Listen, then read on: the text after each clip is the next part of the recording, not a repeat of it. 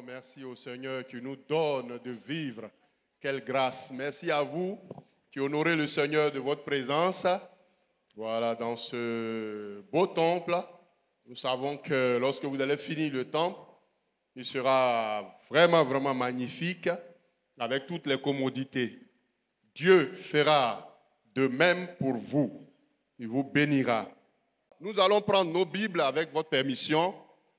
On va se tenir debout avec respect et tremblement.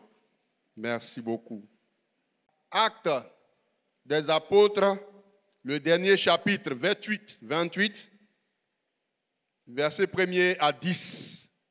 Nous lisons, après nous être sauvés, nous reconnûmes que l'île s'appelait Malte. Les barbares nous témoignaient une bienveillance peu commune. Ils nous recueillirent tous auprès d'un grand feu qu'ils avaient allumé parce que la pluie tombait et qu'il faisait grand froid.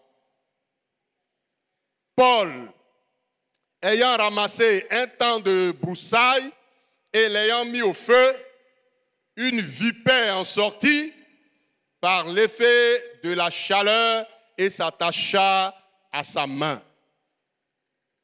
Quand les barbares virent l'animal suspendu à sa main, ils se dirent les uns aux autres, assurément, cet homme est un meurtrier, puisque la justice n'a pas voulu le laisser vivre après qu'il a été sauvé de la mer. Paul secoua l'animal dans le feu et ne ressentit aucun mal. Ces gens s'attendaient à le voir enfler ou tomber mort subitement, mais après avoir longtemps entendu, voyant qu'il ne lui arrivait aucun mal, ils changeaient d'avis et dirent que c'était un dieu. Il y avait dans les environs des terres appartenant au principal personnage de l'île, nommé Publius, qui nous reçut et nous logea pendant 3 jours de la manière la plus amicale. Le père de Publius était alors au lit, malade de la fièvre et de la dysenterie. Paul, s'étant rendu vers lui, pria, lui imposa les mains et le guérit. Là-dessus, vinrent les autres malades de l'île et il fut guéri. On nous rendit de grands honneurs et à notre départ, on nous fournit les choses dont nous avions besoin. Amen. Que la parole du Seigneur soit bénie dans nos cœurs. Et tout le monde dit que Dieu vous bénisse. Veuillez vous rasseoir, s'il vous plaît. Alors, donc voici notre texte. Nous avons prié. Qu'est-ce qu'il fallait apporter comme encouragement au peuple, vu que c'est l'action de grâce pour bénir le Seigneur, pour lui dire merci pour toutes les grâces qu'il fait pour nous et saisir toutes ces différentes opportunités, achever la maison de Dieu, bâtir le temple de Dieu. C'est un investissement qui est capital quand on fait l'œuvre de Dieu aux côtés de l'homme de Dieu et en bénissant le Seigneur. Alors, donc, on va juste lire l'un des textes, voilà, de base, Psaume numéro 107, voilà, 21-22.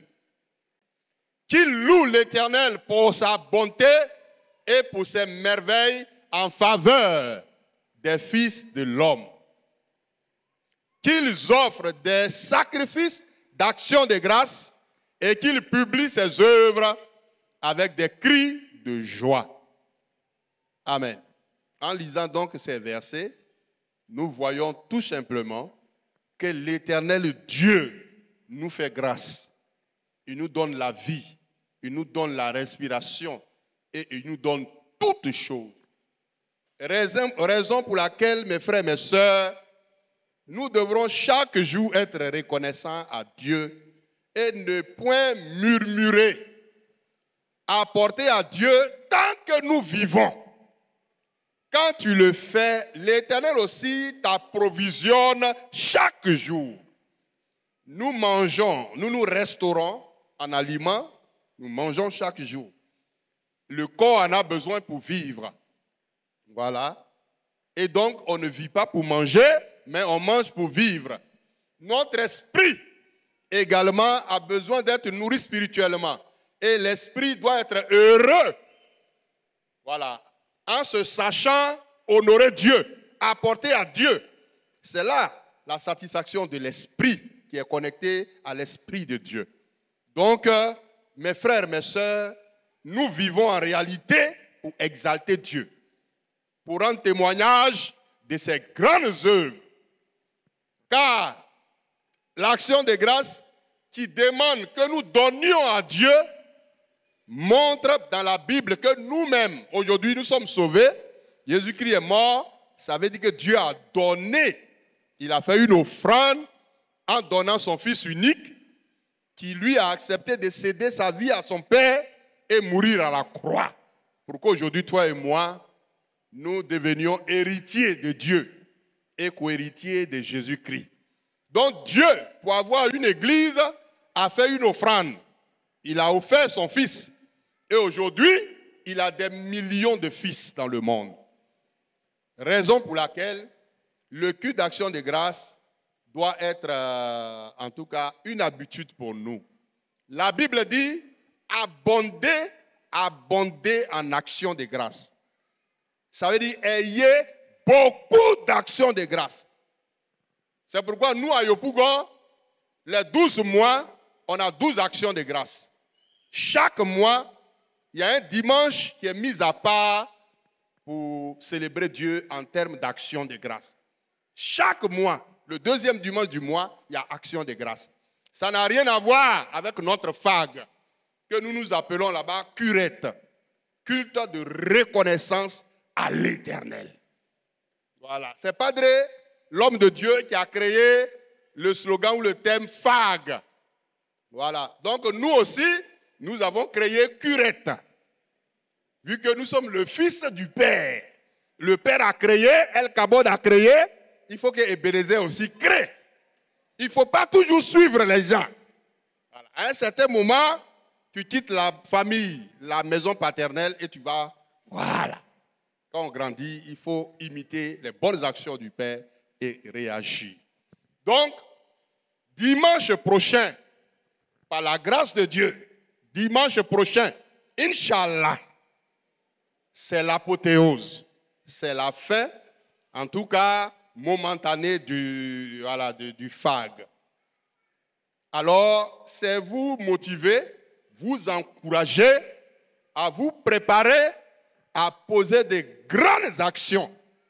Parce que dans tout ça, il y a un objectif qui est visé pour faire avancer les travaux du temple et le terminer. Voilà. Alors, 250 millions est recherché pour la finition de la maison de l'Éternel. Ce que vous mettez dedans, depuis que la fondation a commencé, Dieu n'oublie pas. L'Éternel te connaît. Il sait comment tu te saignes. Il sait comment tu souffres et tu apportes à son œuvre. Tout ça est comptabilisé par le ciel. Maman, la Bible dit qu'il y a des livres au ciel où toutes nos actions sont écrites. Tout ce que nous donnons, le ciel note. Tous les péchés qu'on commet aussi, c'est noté. Il y a même un livre qui est au ciel là-bas. Il est intitulé le livre de ceux qui viennent à l'église et qui sont avares. Voilà. Et Dieu met le nom des avares. Ça veut dire qu'ils en ont. Ils ont les moyens. Il peut signer un chèque et décanter la situation pour que la maison finisse.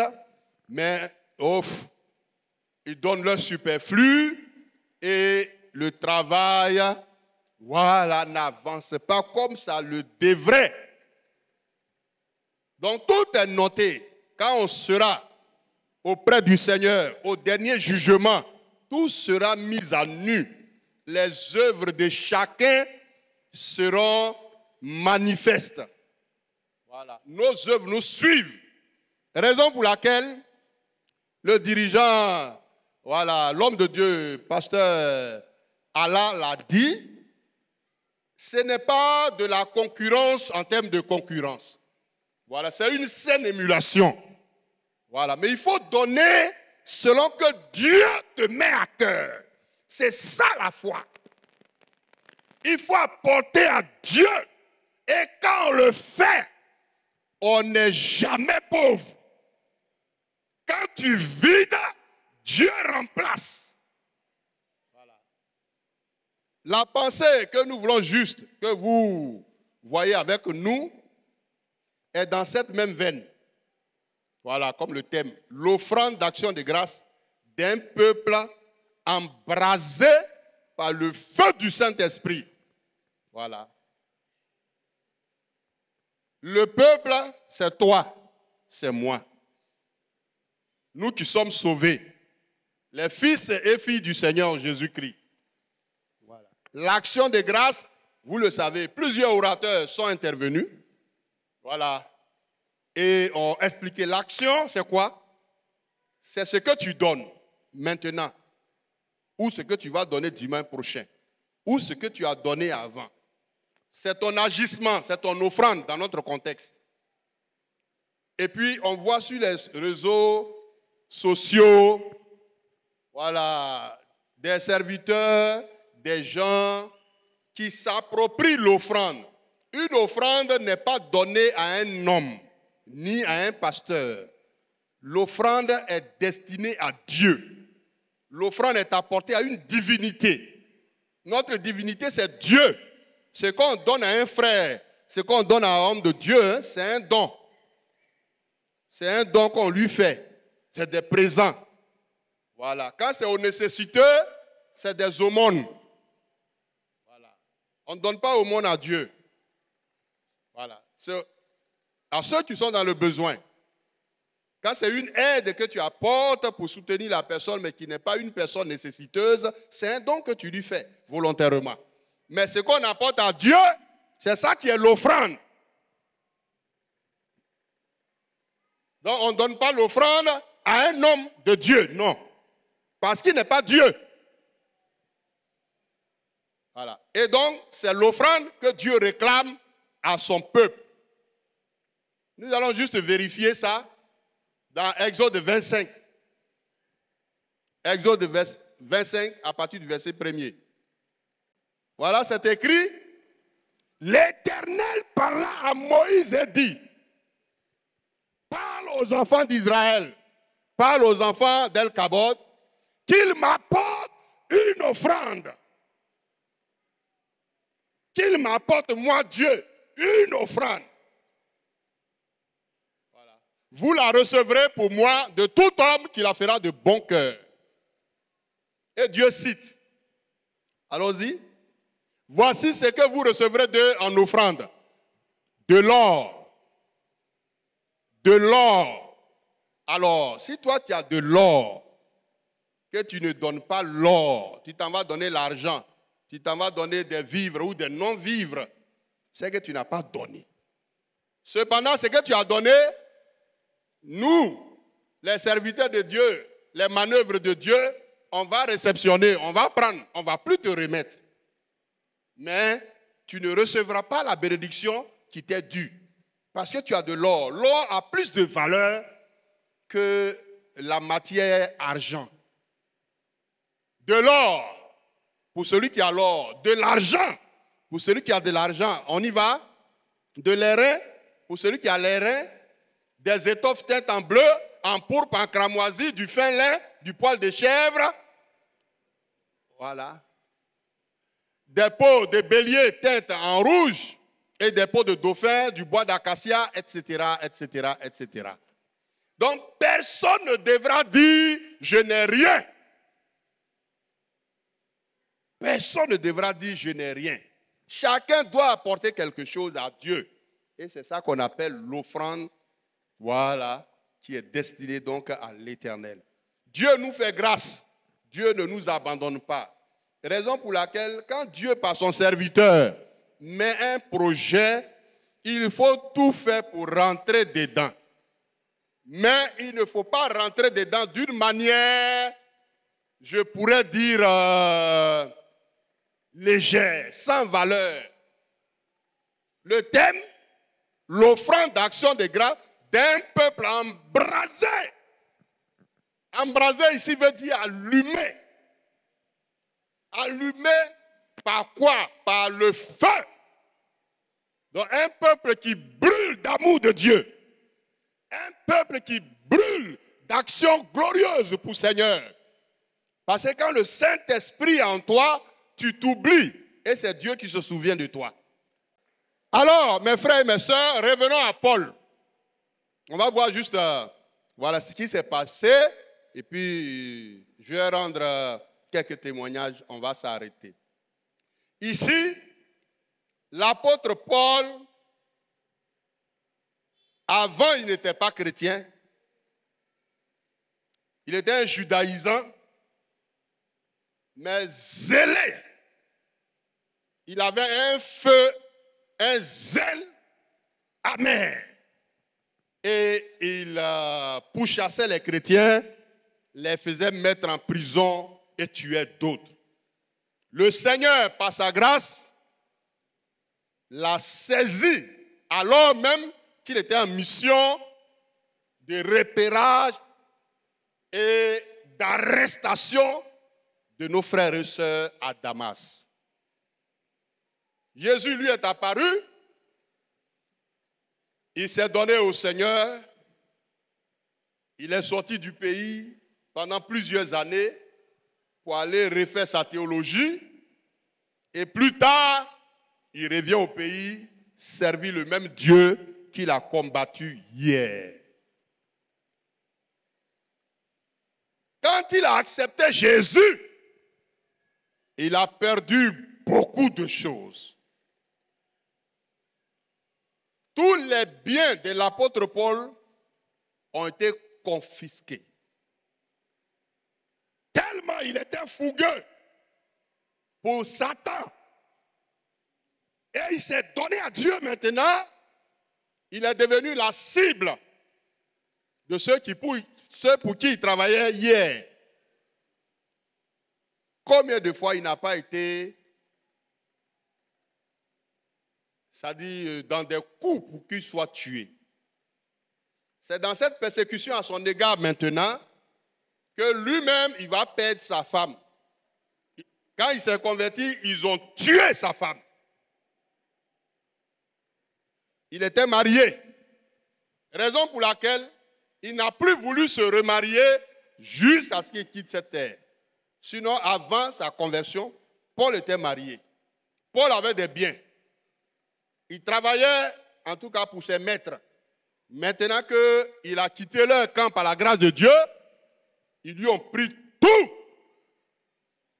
On veut le tuer lui-même. Dieu le fait fuir pour le cacher. Sa femme a payé le prix. Elle a été mise à mort.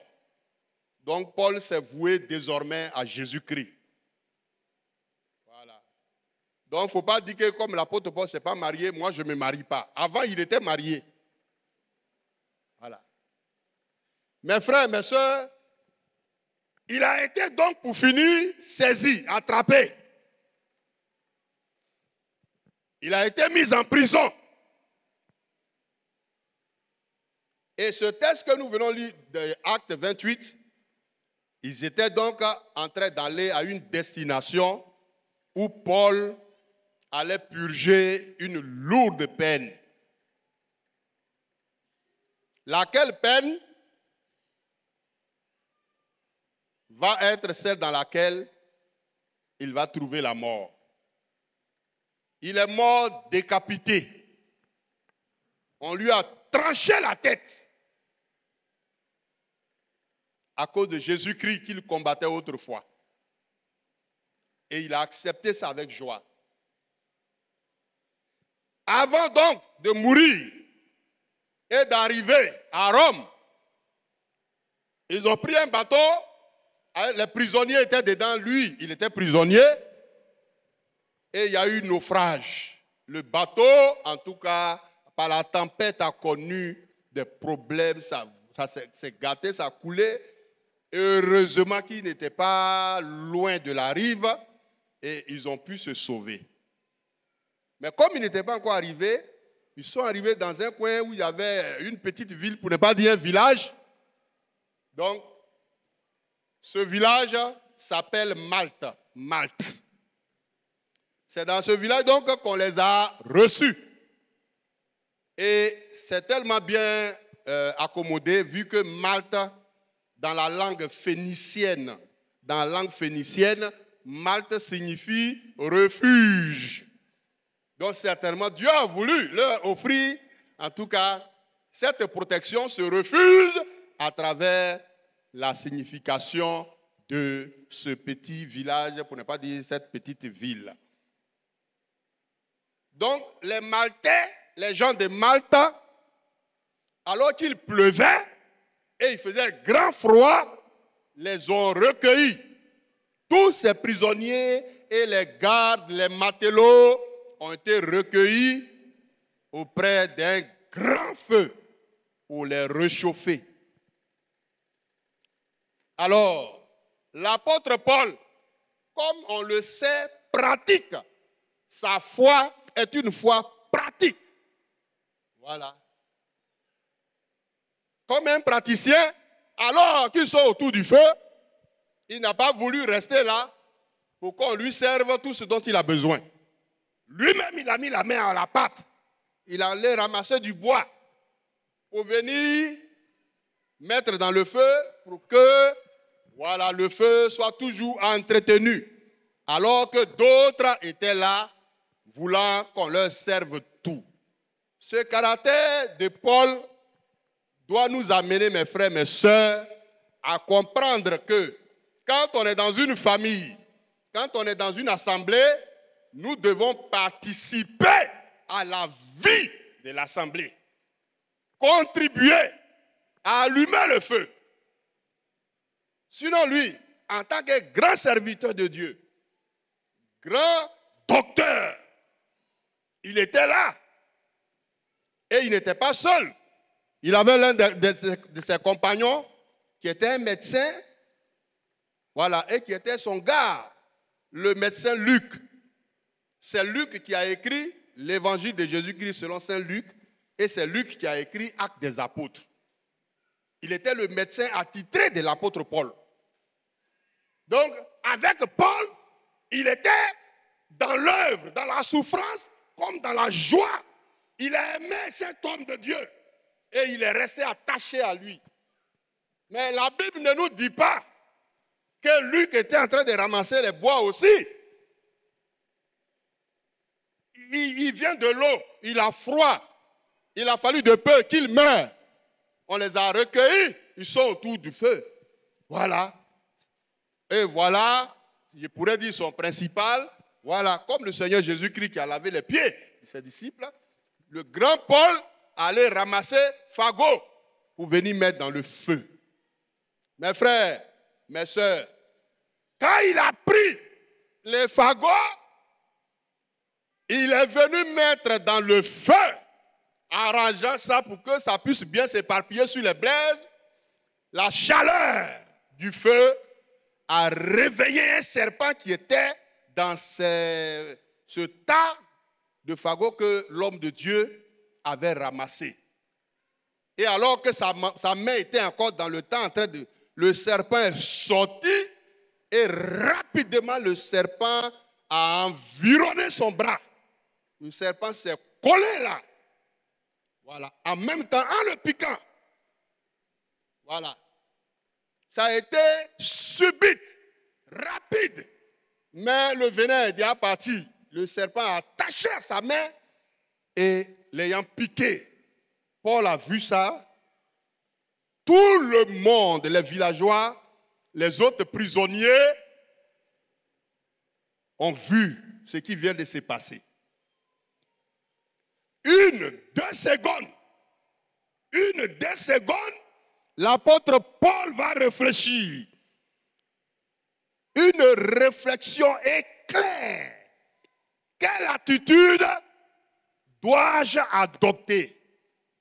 Je viens d'être mordu par le serpent, il est attaché à ma main, mais là, je crie pour ma mort, je m'effondre, je désespère, ou je fais quoi?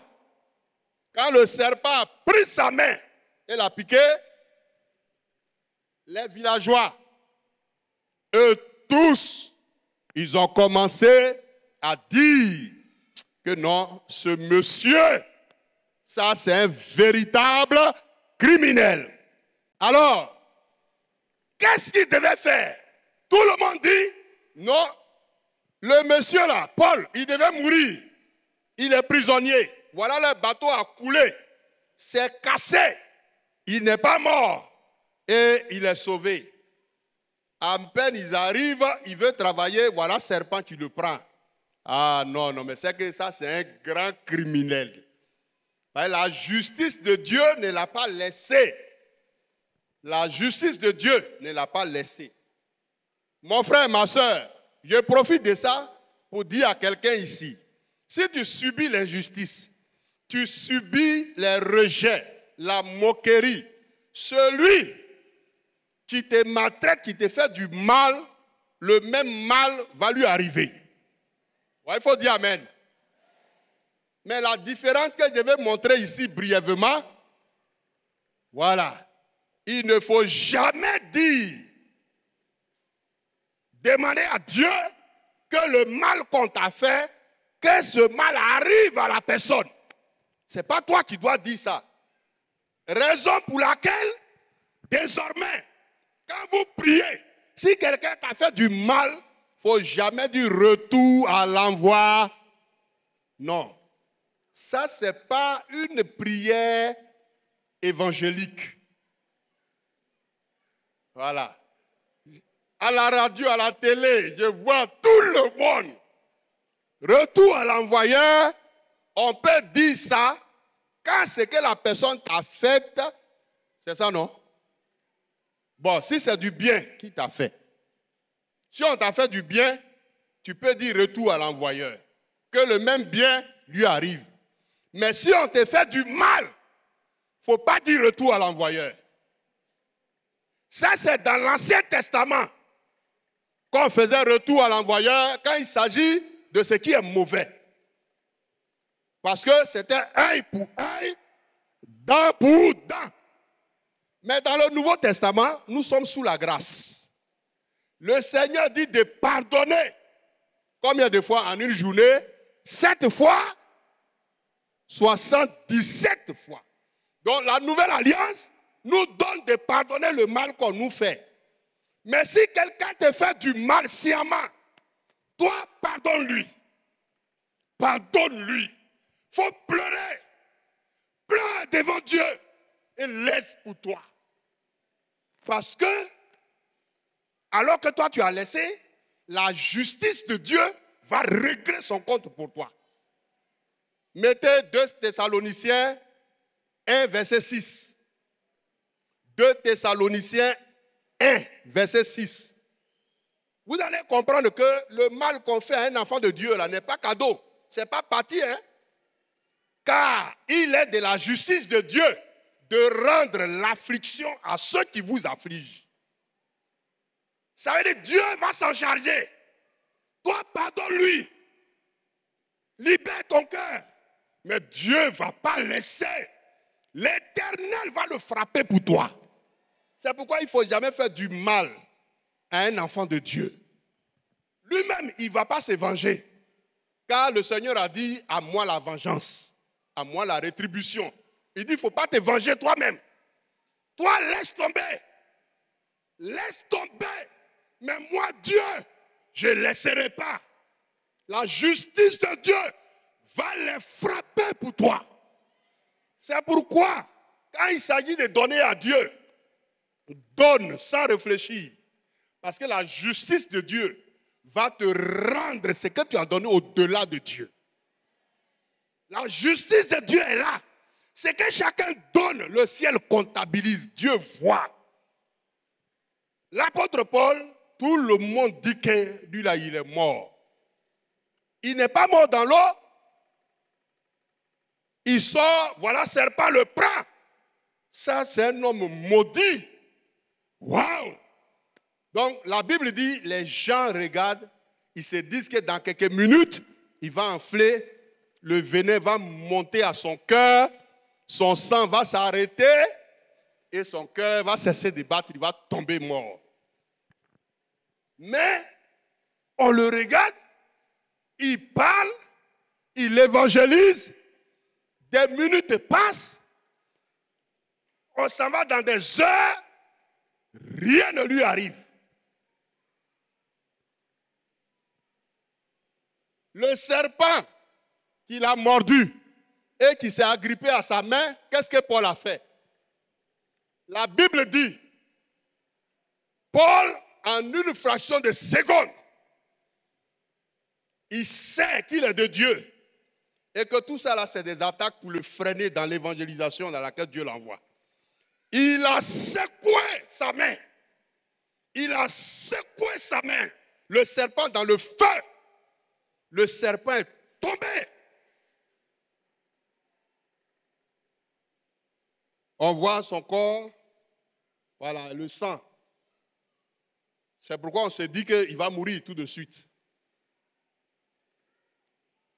J'ai dit que Paul a secoué le serpent. Il n'a pas crié de peur.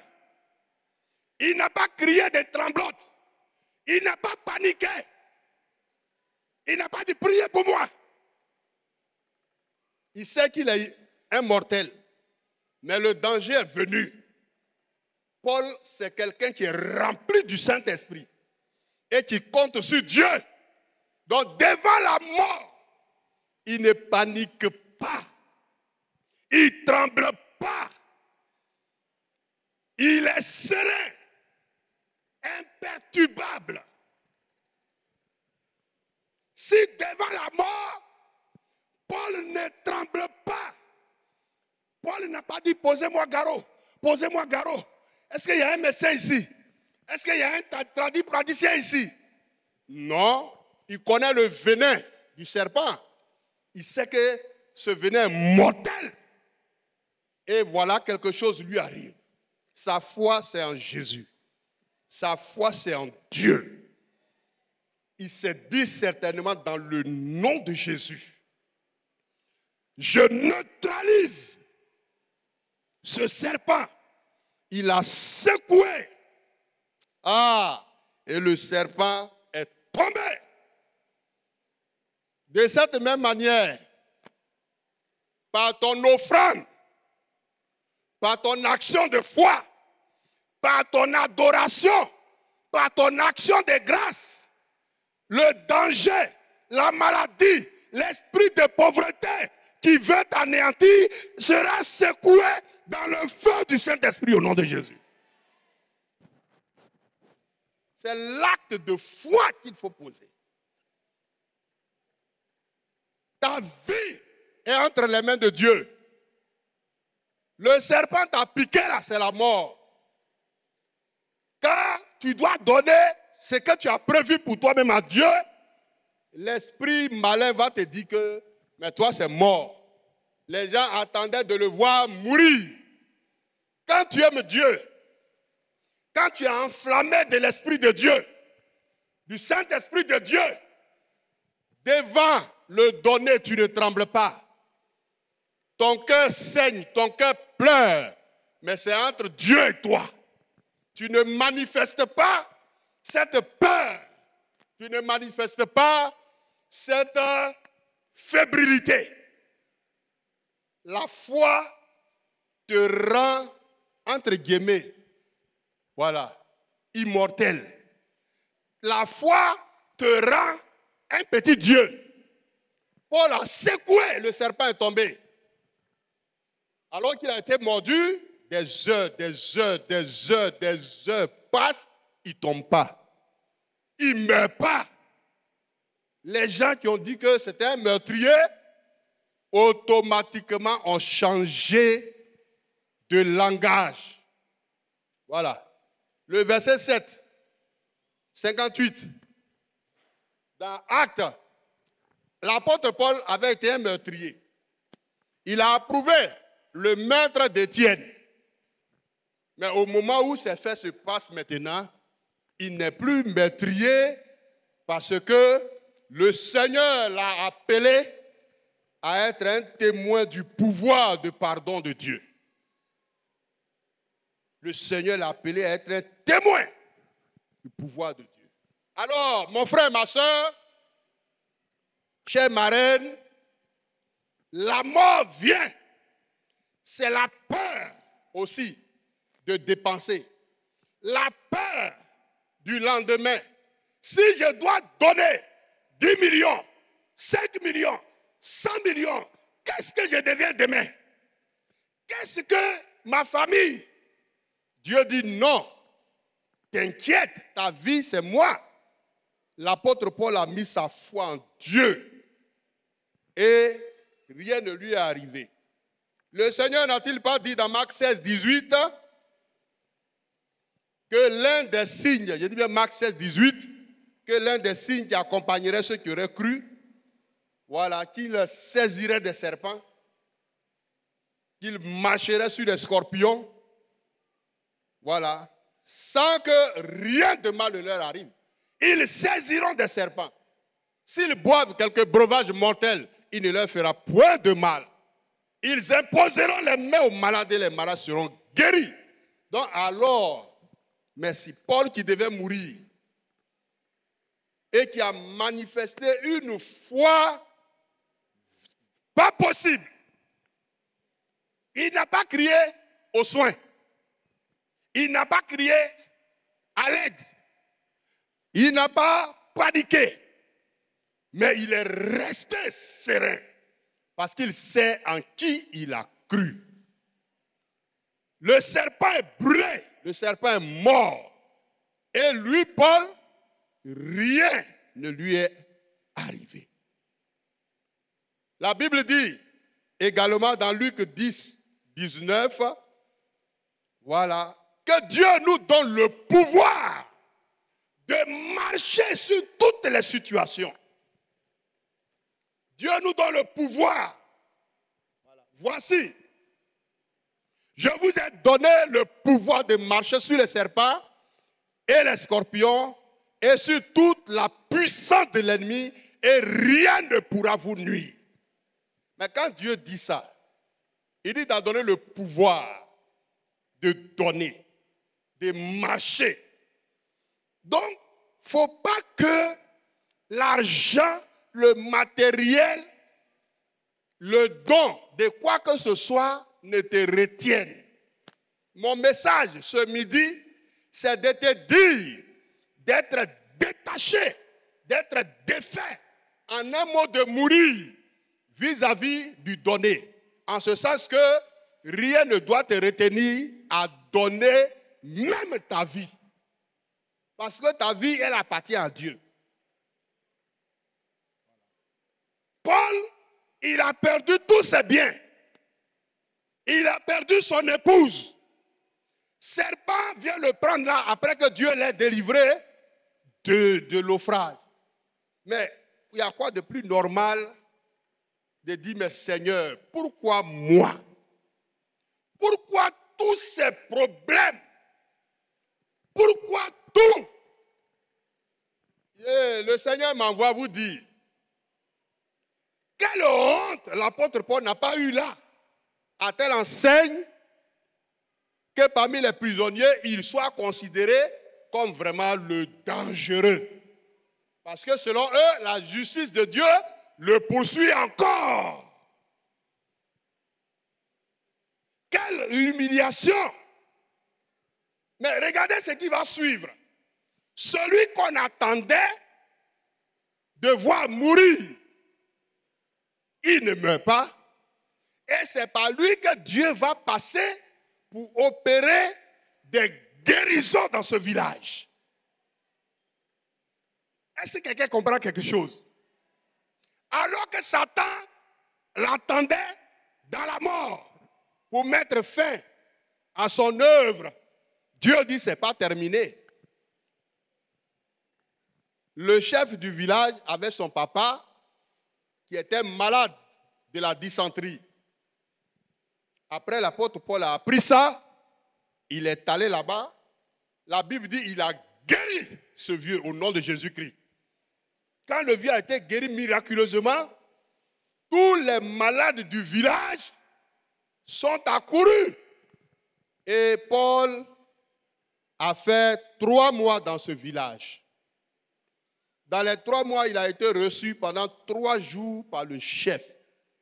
Et des miracles se sont produits là. C'est ça, il dit. À notre départ, on nous rendit de grands honneurs. Là où on voulait le voir enterré, Dieu va l'honorer. Dans ce phag, dans ce culte d'action de grâce, pour celui qui aura manifesté la foi en Dieu, qui n'aura pas eu peur de faire son chèque et de déposer devant Dieu. Celle qui a posé des actes, qui a donné comme Dieu veut, qui a manifesté la foi, pour dire que je ne vais pas donner l'honneur à Satan, je ne vais pas trembler, Dieu me vengera. Au nom de Jésus-Christ, tes 500 000 que tu avais économisés pour faire un projet, alors que ce n'est pas encore arrivé, tu prends ça, tu donnes à Dieu. Mais là où ton projet devait mourir, c'est là que Dieu va le ressusciter. Et le miracle va venir d'ailleurs. Alors qu'on voulait voir Paul mourir, Paul a secoué dans le feu. Dans le nom de Jésus, la maladie qui te fatigue sera secouée dans le feu. Dans le nom de Jésus, ton mariage qui tarde, après vague, ton miracle arrivera. Donne de tout ton cœur, compte sur Dieu.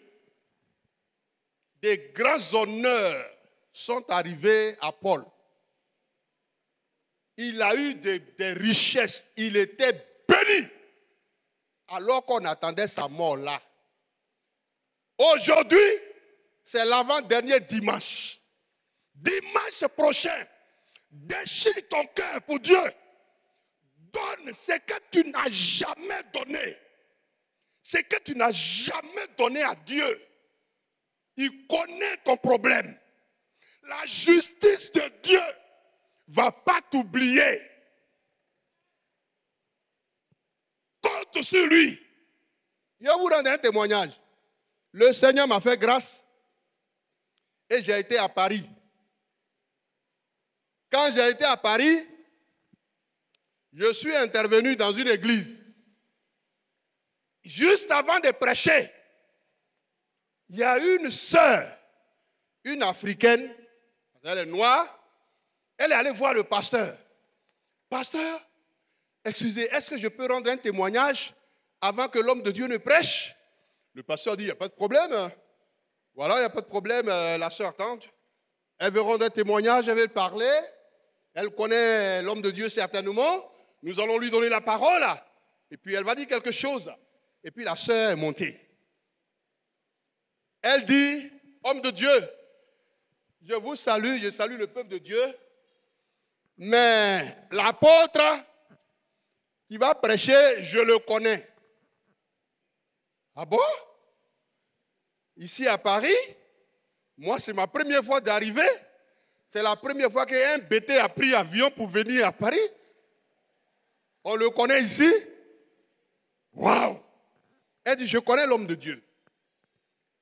Que je suis ivoirienne et je suis à Abidjan. Vous allez être surpris, mais elle a dit qu'elle est de El Kabod. Donc, quand elle a dit, je suis de l'église El Kabod du docteur Bangoré, j'ai dit, waouh, c'est qu'elle me connaît vraiment. Elle dit, l'homme de Dieu est intervenu à un culte d'action de grâce. Et il a dit, on n'a qu'à avoir confiance en Dieu. On n'a qu'à donner ce qui nous tient à cœur, que Dieu ne va jamais nous abandonner. Elle dit, c'est ce que j'ai fait. Elle dit, ce jour-là, elle a vidé tout ce qu'elle avait prévu. Elle dit, j'ai préparé mon voyage, j'étais en train de faire mes papiers. Donc l'argent que j'avais prévu pour mon voyage ici en France, ce n'était pas touché. J'avais prévu mes enveloppes, notre FAG. Mais quand j'ai entendu la parole qu'il fallait toucher le cœur de Dieu, parce que la justice de Dieu parlerait pour moi, elle dit, je suis allé retirer l'argent de mon passeport, l'argent de mon billet, l'argent de mon séjour que je devais faire. J'ai pris tout et je suis allé donner pour la maison de Dieu. Elle dit, pasteur, quand j'ai fait ça, le culte est terminé. Elle dit, mon mari n'est pas chrétien, il est musulman. Donc, lui, il ne vient pas à l'église.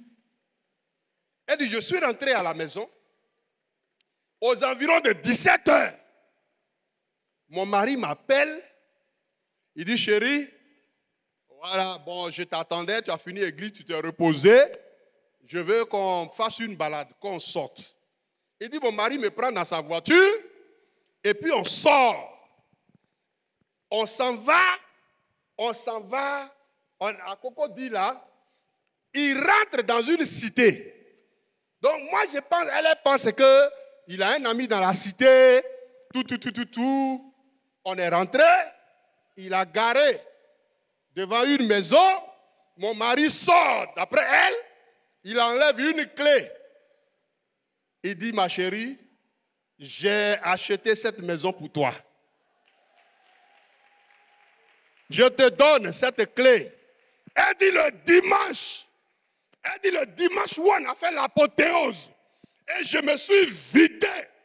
Le dimanche à 17h45, voire 18h, mon mari enlève une clé d'une maison. Il dit, j'ai acheté ça. Et voici ce qu'il me dit d'après elle. Il dit, la maison, je te donne pour que tu offres ça à tes parents. Offre ça à tes parents. Il dit, la femme l'a dit, la soeur l'a dit. Elle est étonnée. Et son mari dit, bon, tous tes papiers pour ton voyage, ton projet de voyage sur la France, désormais, j'assure tout. Chose à laquelle elle n'a pas pensé. Quand le monsieur a pris le dossier dans sa main, il a tout fait visa. Aujourd'hui, là, elle est en Europe, elle est en France. Elle a dit ceci. Elle dit, je suis venue pour faire des études. Elle travaille, en tout cas, dans le domaine de la banque. Voilà. Là-bas en Europe, quand tu es excellent, tu étudies, en même temps tu travailles. Voilà, tu étudies et tu travailles.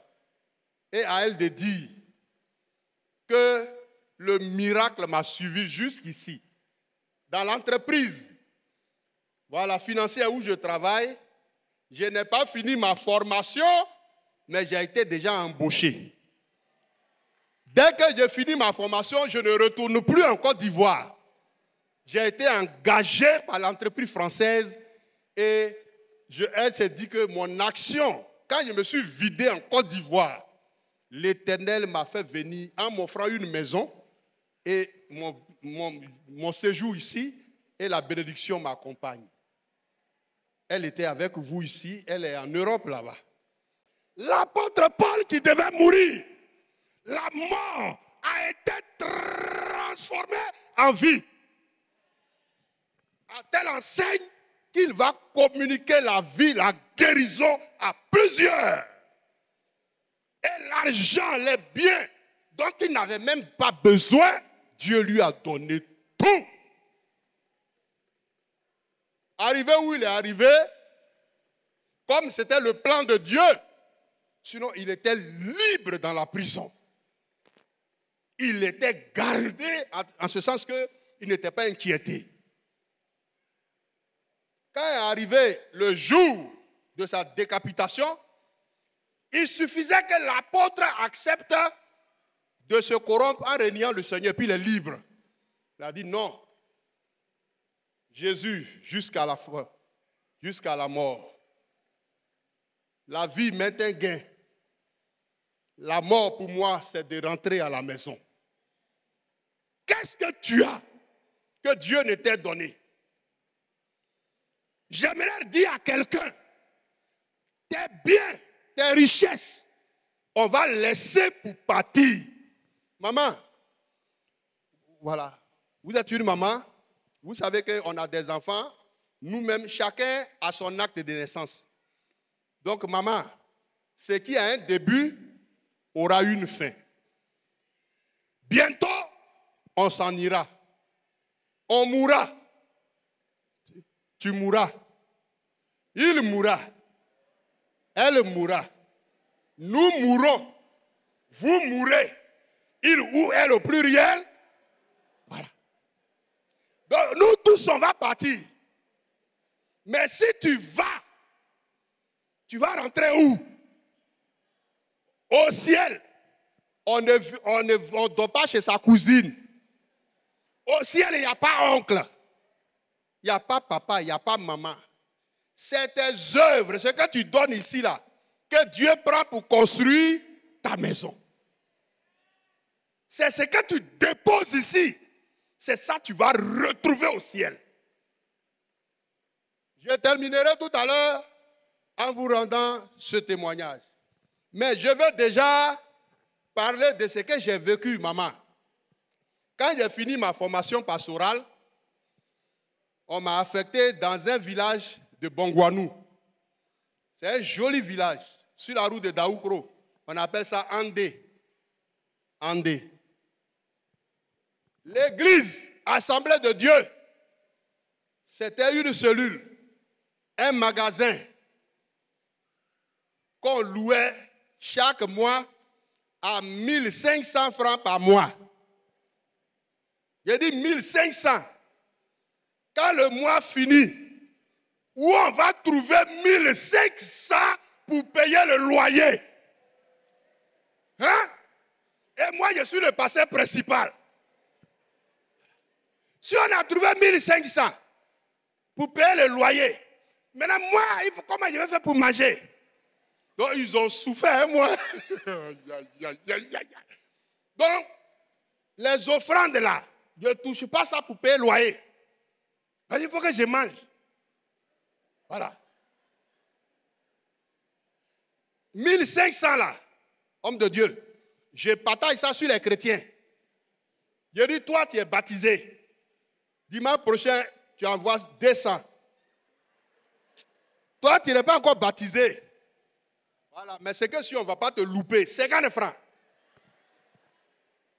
C'est là, ah, passez, c'est beaucoup. Je dis, moi, nous, hein, regarde lui là, il y a des giflés ici.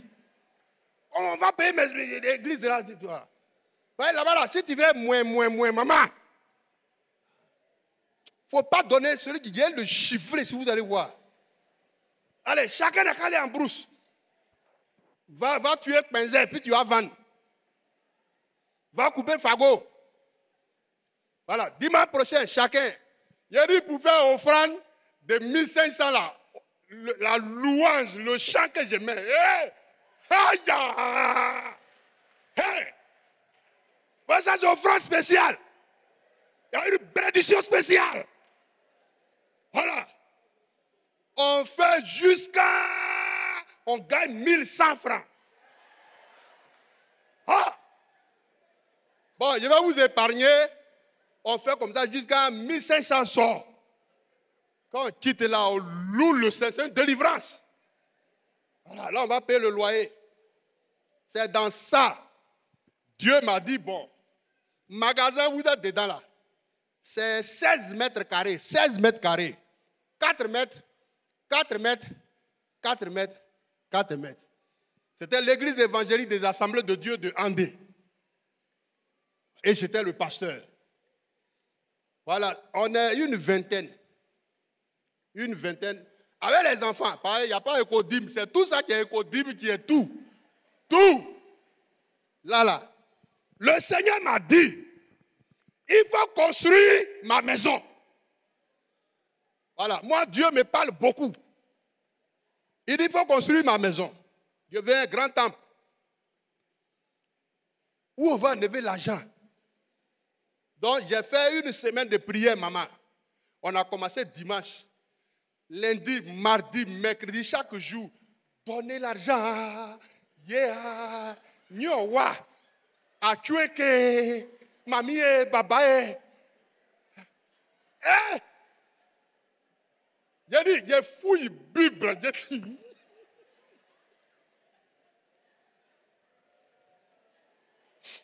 Bon, allez, on va faire.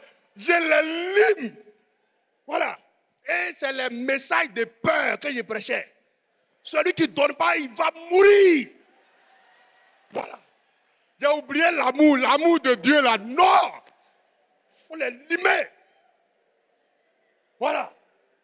Donc les gens ont peur. Yeah. Et dimanche, on avait distribué les enveloppes. Donc Dieu a fait miracle. Ce jour-là, il a dit, l'offrande qui n'est... Yeah! Il a dit, avec les annexes, toutes les annexes qu'on a ouvertes, on a rassemblé l'argent et le Seigneur était glorifié. On a eu 50 000. 50 000 francs CFA. Ouais! Alléluia! 50 000. Il ne faut pas voir. Tellement je suis content. Tous ceux qui étaient sous discipline, je les ai enlevés sous discipline. Terminé. 50 000. Waouh! Et on a pris ça, maman. On est allé faire fondation. Voilà, 12 mètres sur 8. Parce qu'on ne veut plus louer le loyer, 1500 par mois. Et puis ça est dans la cour du monsieur. Il vendait cacao, café. Donc nous, on est là en train de louer El Pile Foutou. Odé, la rentre dans l'église.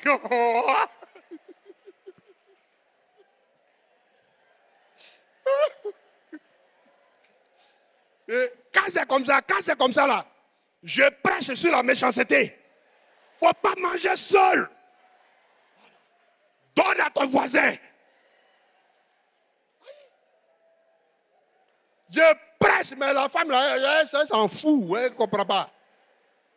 Donc pour terminer, 50 000 là, on a fait fondation, on a payé, on dirait 2 ou 3 paquets de ciment, on a fait un voyage de sable, on a coupé les briques pleines, et puis on a mis.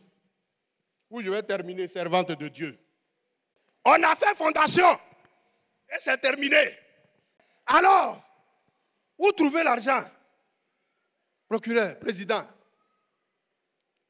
Le Seigneur m'a dit 3 mois après, il faut faire semaine d'accentuation encore. Donc j'ai dit maintenant les frères, on va soulever la maison de Dieu. Et puis on va quitter ici. Donc on a fait même chose. Partager les enveloppes. Maintenant l'apothéose. Le dimanche, on a fait dîme et offrande. Ça y est à part. J'ai dit apporter les enveloppes de la construction, comme on a fait tout à l'heure. Là, je vais prêcher. Si Dieu a touché quelqu'un, il va augmenter. Quand j'ai fini de prêcher net, le Saint-Esprit dit, dîme et offrande, enveloppe de construction, mélange tout. Et il m'a montré 3 mamans. Elles sont dans l'église là. Il dit, il faut prendre tout l'argent de l'église là.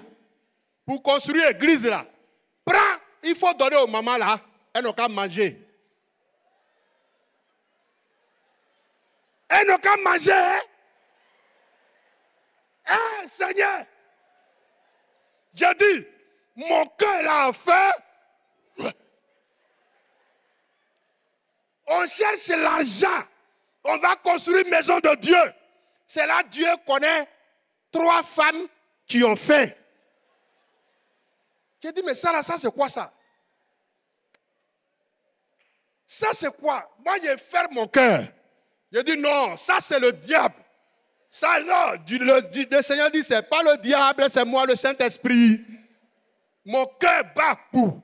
Si tu ne donnes pas l'argent là, je vais te chicoter ici. Tu vas attendre qu'il y a un pasteur qui prêche et qui est tombé mort. Donne l'argent là, donne l'argent là, donne l'argent là. Ça est dans mon cœur. Hein? Qui est Seigneur? Donc j'ai appelé le trésorier, le diacre Nguessan. Il a dit, Nguessan, l'argent qui est rentré là, c'est combien? Il dit, pasteur, c'est Dieu qui t'a envoyé ici. Ton Dieu est grand. Pasteur, l'offrande des annexes là, ce n'est pas encore venu, hein? Mais l'église mère, Andé, où toi-même tu es pasteur, dîme, offrande, on met ensemble. Enveloppe de construction là, on mélange tout. Pasteur, aujourd'hui c'est rentré. Il dit, comme Dieu sait que c'est rentré, c'est ça, il me montre 3 mamans. Je n'ai qu'à leur donner l'argent de construction, elles vont manger. Et moi-même, je vois que les moments là, quand je les regarde, elles sont contentes, on dirait qu'elles savent. Je ne sais pas, ya. Je dis, c'est combien? C'est combien qui est rentré? Il dit, pasteur, quand on mélange tout, hey, pasteur, il dit tout, dîme, offrande, enveloppe de construction, tout fait 7000. Je vous parle de quelque chose que j'ai vécu. Donc vous qui voulez rentrer à l'école pastorale, apprêtez-vous. Ça fait 7000. Je devrais agir par la foi. Ne pas trembler comme Paul. Accepter de mourir s'il faille que je meure. Oh, il reste un dimanche. Le mois va finir. On va payer le loyer. On va payer ma maison aussi. Moi aussi, je vais manger. Et 7000. Pour couper court, mes frères, j'ai décidé de ne pas lutter avec Dieu. Il a dit, Nguessan, envoie l'argent là. Il faut dire au peuple, tout l'argent qui est rentré aujourd'hui, c'est combien? Il dit 7000. Il a dit, voilà, Dieu me dit, les 7000 constructions, 10 000 offrandes. Il me montre 3 sœurs, que je n'ai qu'à donner l'argent là, aux 3 sœurs, elles vont manger. Il y a 2 mémés, et puis la femme d'un prestataire. Mémé Afo, Mamie Afo, Mamie Bosson, et puis Madame Aboli au bain. Il a dit, Mamie Bosson, garçon, blanc. Mamie Afo, voilà, en blanc. Madame Aboli.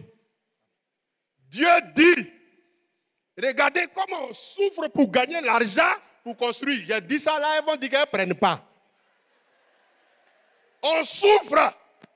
L'argent là, Dieu dit que je n'ai qu'à vous donner, vous allez manger. Les moments où ils ont commencé à chanter, Jésus, soyez beau. Fangane malin, soyez beau, Jésus. Je dis, regardez ça là. Nguessan, il faut leur donner l'argent là. Maman, je vous assure, je ne comprenais pas Dieu. On cherche l'argent pour construire ta maison. Tu me montres 3 mamans de les donner. Donc moi, tu ne m'aimes pas. Et voilà, on a donné l'argent là. Ma Bible, c'est dimanche, hein, quand on a donné l'argent là, mon esprit est mélangé. Bon, il a dit que prière est finie. Chacun n'a qu'à prier pour lui-même. J'ai oublié ma Bible et je suis descendu. Terminé. Je suis allé à la maison. Parce que je ne comprends pas. C'est que moi, je suis des gagnants. Je vais construire ta maison. Ici, chez les Agnis, où il y a les combien. Tout ça, fait ton œuvre. Tu dis, elle n'a qu'à manger l'argent. Il n'y a pas de problème. Je suis sorti et je suis parti à la maison. Arrivé à la maison, je suis assis là-bas. Hein. C'est ma femme. Ma femme, elle aime Dieu. C'est elle qui a pris ma Bible là. Elle dit, monsieur le pasteur, monsieur le pasteur, voici ta Bible.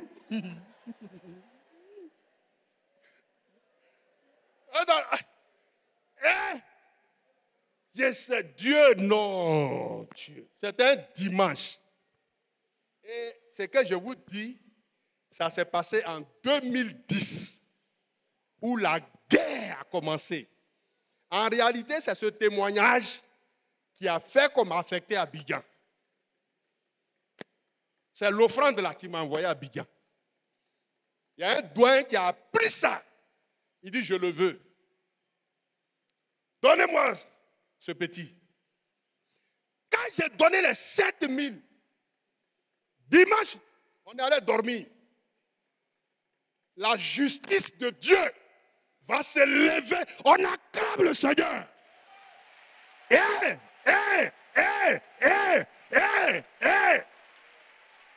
La justice de Dieu. Si tu donnes à Dieu de tout ton cœur, si tu as vidé, il faut dormir tranquille. Dieu ne dormira pas. Il ne sommeille ni ne dort. Il va te rendre justice. J'ai pris 7000 de l'église. Il y a 10 000, il y a offrande, il y a construction. Tout j'ai donné aux mamans là. Dimanche nuit, je dors. La Côte d'Ivoire est en feu. D'autres, c'est gâté, on ne peut pas traverser. Commando invisible. À 4 heures du matin, Dieu me réveille. Quelqu'un me réveille. Lève-toi, va à Abidjan. Lève-toi, va à Abidjan. Donc j'ai pensé que c'est mon épouse qui m'a réveillé. Donc quand je me suis réveillé, je regarde ma femme. De toute façon, elle est en train de dormir là. Et non, ce n'est pas celle-là qui m'a parlé. Quelqu'un, regarde position, elle est dedans. Non, ce n'est pas elle.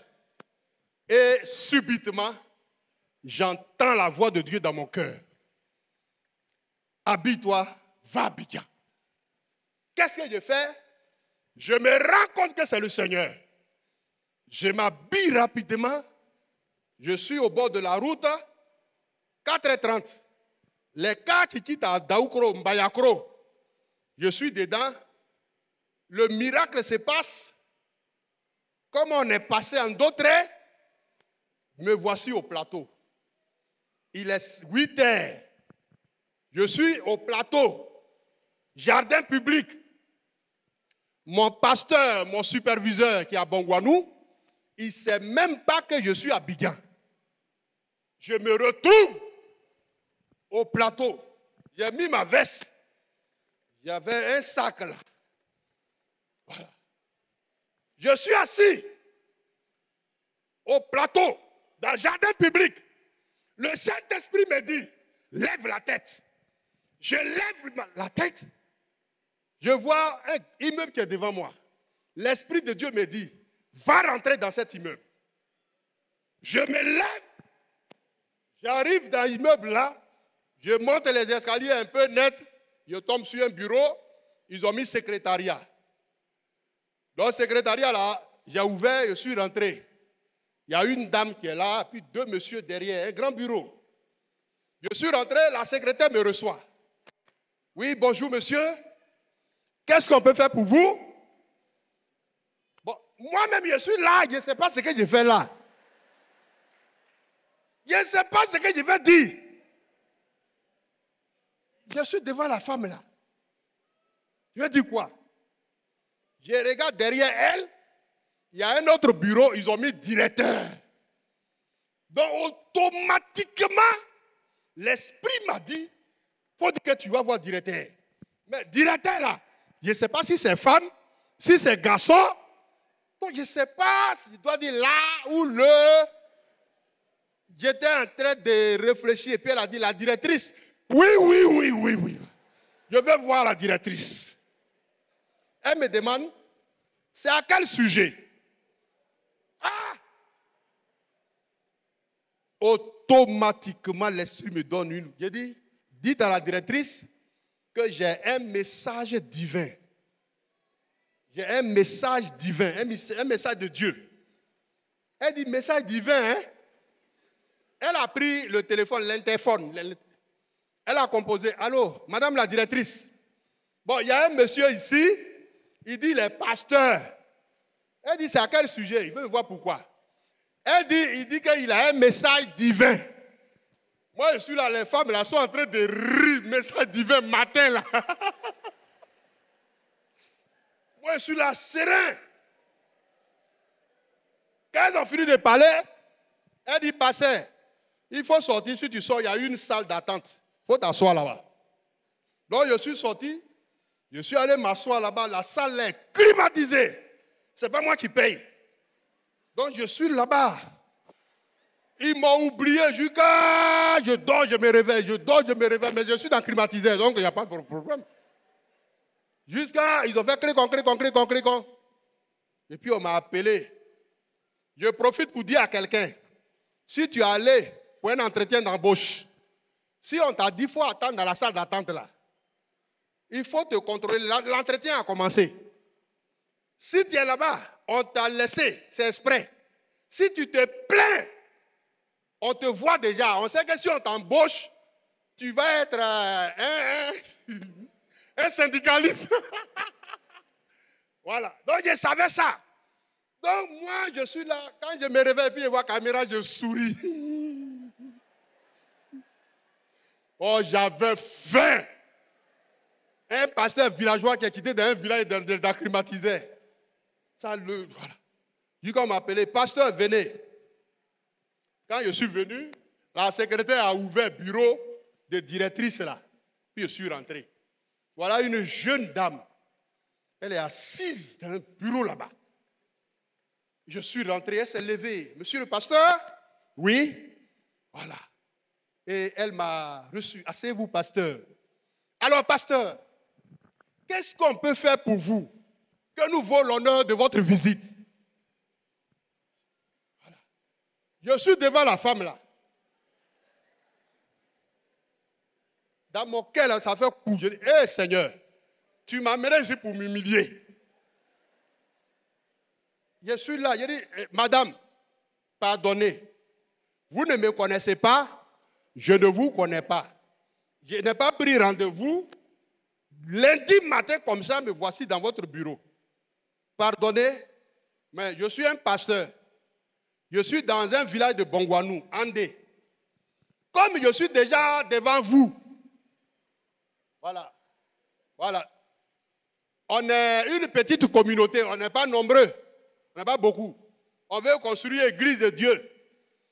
Comme je suis déjà devant vous, si vous pouvez m'aider pour construire l'église là, selon vos moyens, vraiment, comme je suis déjà là, pardonnez-moi.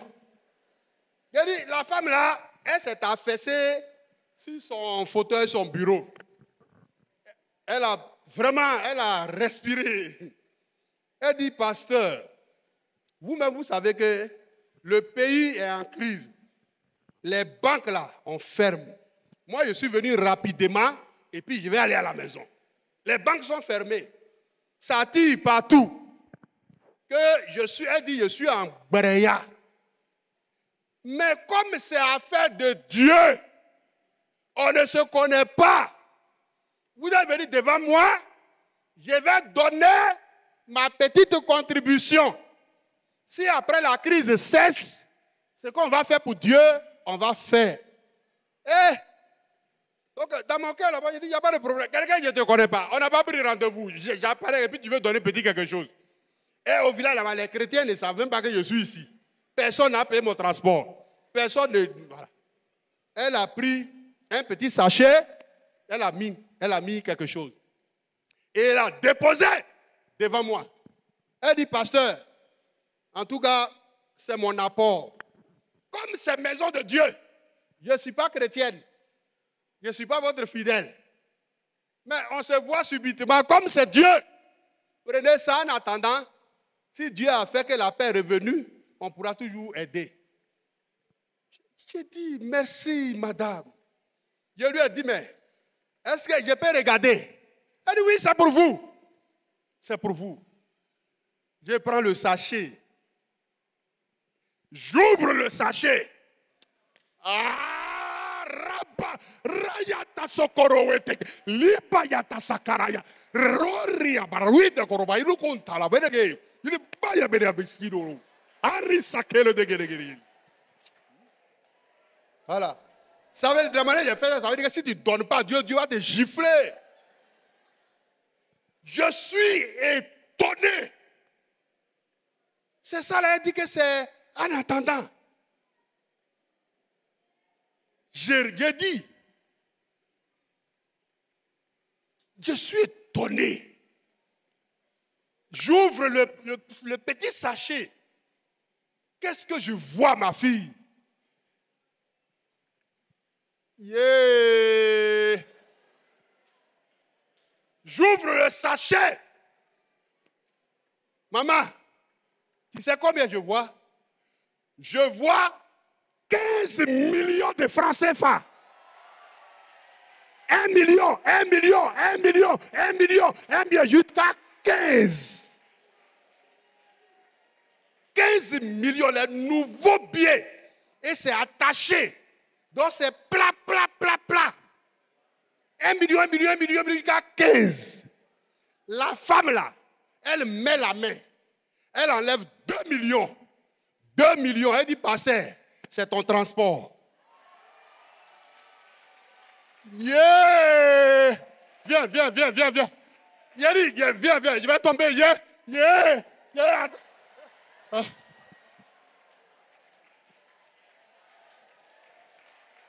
Yeah. Je n'ai jamais vu 1 million. Je n'ai jamais vu 1 million.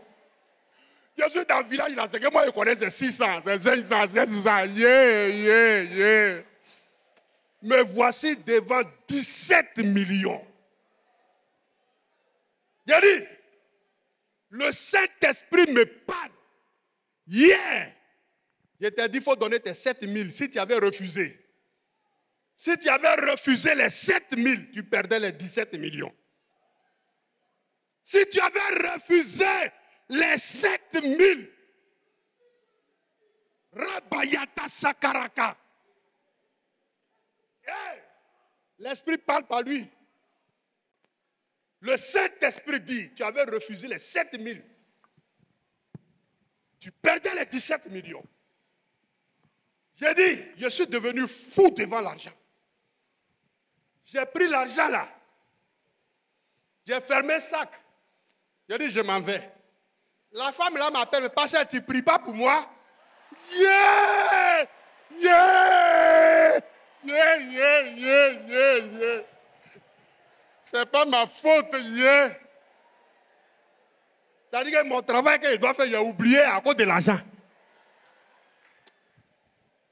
Je ne l'ai plus appelé madame. J'ai dit, tu n'es plus madame.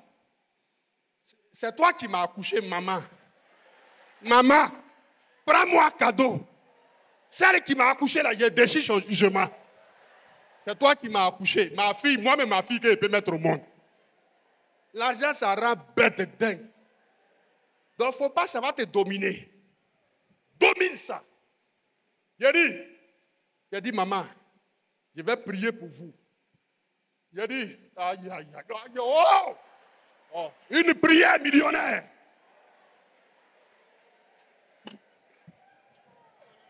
Je vous dis la vérité. S'il y avait Corona, c'est qu'elle a eu Corona. Et la femme là à genoux. J'ai pris, crachat la verse sur elle. Au nom de Jésus. Quand crachat la verse là, je frotte ça. Au nom de Jésus. Ah, au nom de Jésus. Elle ne sait pas que des fois il y a la toux là, ça casse. Bon. Au nom de Jésus, il remue sa tête. Tu vois, je dis, il la pousse, je la ramène. Au nom de Jésus. Amen. Bon, j'ai dit, maman, donc, je vais partir. Elle dit, on est ensemble. Hein. Je dis, je te dis que c'est toi qui m'as accouché. J'ai pris route. Je suis arrivé à Andé. L'église là s'est soulevée comme ça. Le Seigneur a ouvert. Les amis m'appellent. Tu as dit que tu es en construction. Voilà 200 000, 50 000, 80 000. On a commencé en avril. Le 7 novembre, le temple est fini.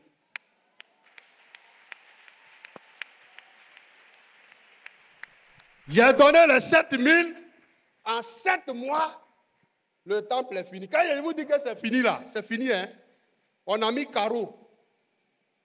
Comme ils ne sont pas nombreux, si on met peinture, il faut renouveler chaque 2 ans. Donc on a revêtu le temple de carreaux.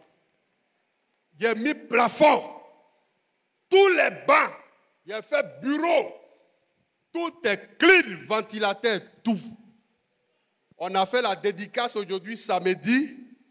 Et lundi, on m'a affecté.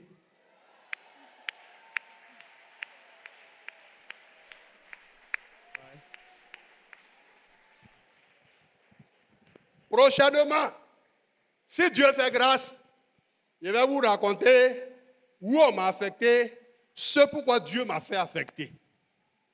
J'ai vu que le miracle était possible quand tu n'as pas peur et tu comptes sur Dieu. La dame, elle n'est pas chrétienne. Et elle a fait ça. Aujourd'hui, je vous parle, elle est chrétienne, Assemblée de Dieu. La crise a éclaté. La crise a éclaté. Elle est dans une cité à Angré, où uniquement c'est les directeurs généraux qui habitent là-bas. Elle était positionnée au niveau du trésor. Les gens sont rentrés dans leur cité. Ils ont vandalisé toutes les maisons. Mais elle, sa maison, Dieu les a aveuglés. Oh! Oh! Jésus! Jésus l'a protégé. Il a gardé. La femme là m'a appelé.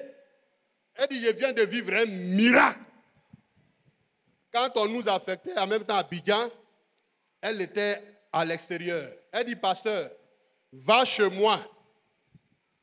La chambre des visiteurs qui est en face de ma chambre, tout ce qui est dedans, prends, puis il faut partir.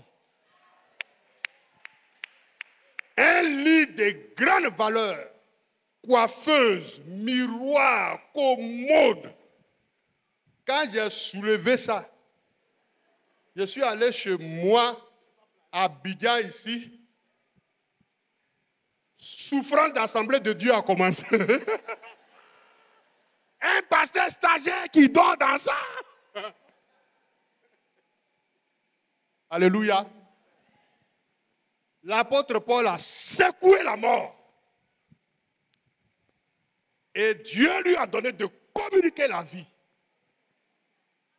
En 7 mois, le temple est fini, j'ai calculé. Ce qui est rentré dans la confection de la maison de Dieu, en 7 mois, ça fait 26 millions. Je suis allé voir les gens. J'ai dit, donnez-moi, je vais construire une maison de Dieu. Donc tout ce qu'on m'a donné, même un seul terrain pour moi, je n'ai pas pu payer. J'ai dit, il y a construit une maison de Dieu, ils vont venir voir.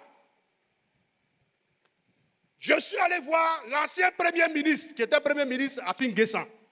Puis il est de Bongwanou. La dédicace, c'est lui qui était le parrain. Il m'a reçu chez lui à la maison. Malheureusement ou bien heureusement, la crise est intervenue et on n'a pas pu faire la dédicace avec lui. Alors, donc, mes frères, mes soeurs, mais j'ai dit c'est bien. Parce que si le premier ministre était venu, dans la crise, les gens allaient dire que c'est lui qui a construit. Et ils allaient saccager la maison de Dieu. Mes frères, mes soeurs, voici donc, en un si long moment, la pensée de Dieu. Pour que chacun ne joue pas avec Dieu. Aujourd'hui, je vous fais une confession. Ce n'est pas une fatalité, ni quoi que ce soit. Mais tout ce que Dieu me donne, voici mon fils qui est là. Le protocole. Toutes les églises où on m'a affecté, c'est des églises, entre guillemets, en difficulté.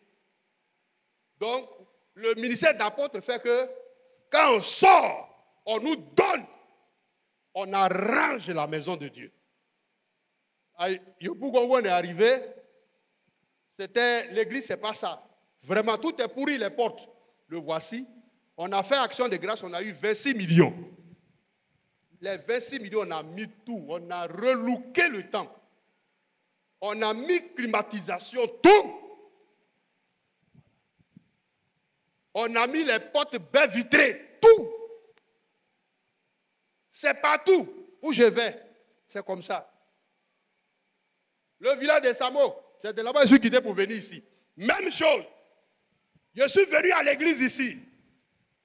Et Padre et ses gestionnaires m'ont béni. Allah, que Dieu vous bénisse. Quand j'étais passé ici, ils m'ont donné beaucoup d'argent. Je suis allé, dès que j'ai mis mon pied à Samo, Dieu dit arrange ma maison. J'ai pris tous ces millions. J'ai climatisé l'église de Samo. C'est devenu l'église Assemblée de Dieu d'un village, j'ai climatisé. J'ai mis école maternelle. RTI est venu faire dédicace. Bureau est sorti de terre. En 6 mois, un grand bureau. Même chose comme pour Padre. Fauteuil, frigo, télé, tout. L'argent que vous m'avez donné là, j'ai mis là-bas. C'est que je dis à mes enfants, et je m'arrête là, à tous mes enfants, le jour que Dieu me prend, je n'ai pas de maison à vous laisser. La preuve, je n'ai aucune maison. Vous avez été partout avec moi. Tout l'argent que Dieu me donne, je mets dans son œuvre, dans sa maison. Je sais que Dieu ne va pas vous oublier. Si je partais et que vous ne savez pas où rentrer, allez-y dormir au temple. Dieu prendra soin de vous. Ce que je vous laisse comme héritage, mes enfants, c'est la Bible. La parole de Dieu. Moi, votre Père, je suis sacrifié. Je suis sacrifié, ma vie c'est Jésus-Christ. C'est auprès de lui que mon père et ma mère m'ont laissé. Ils sont morts. Jésus est tout pour moi.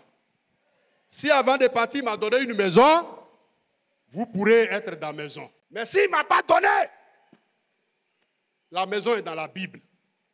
Vous aurez une maison. Que Dieu bénisse ton action de grâce.